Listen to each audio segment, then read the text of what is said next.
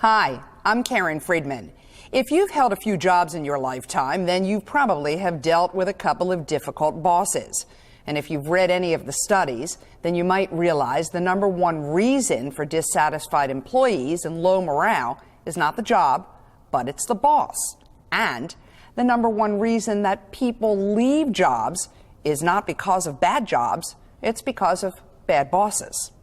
So what do you do to communicate with that so-called jerk, that person who loves chocolate when you love vanilla? Start by not getting personal. Now, I know this is something very difficult to do. It's a challenge because what it means is you have to take the anger and the emotion out of your voice and out of your presence. Instead of barging into that person's office, schedule an appointment. Set up time where you can talk reasonably. Think of that person almost as if you were speaking to a child, not talking down to him or her. But think about what happens when you get emotional with a child. The child figures out how to push your buttons. But if you can talk to that child in measured, controlled, focused, and authoritative tones, the child will eventually back off, and you'll have better luck diffusing the situation. Secondly, create an action plan. Before speaking to the boss, come up with 2 or 3 points, 2 or 3 subjects that you want to discuss. Explain to the boss what is preventing you from being more efficient, from being more productive, from better partnering with the people in the office.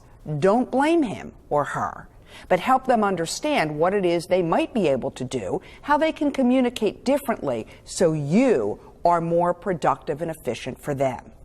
If all else fails, and your boss is pretty abusive, you might want to go above their heads. But keep a list so you can chart what it is that's been happening.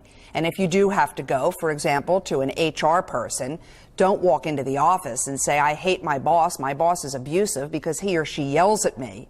But back it up with real examples and explain what exactly is happening that is inappropriate or making it impossible for you to do your job. For example, years ago, I worked in a newsroom. There was an assignment editor that yelled on a regular basis. While the yelling was offensive, the real problem was he yelled obscenities. That was inappropriate. It was also demeaning. Ultimately, the yelling didn't get him in trouble, but the inappropriate use of obscenities got him fired. So bottom line, take the high ground. Keep it professional at all times. Until next time, I'm Karen Friedman.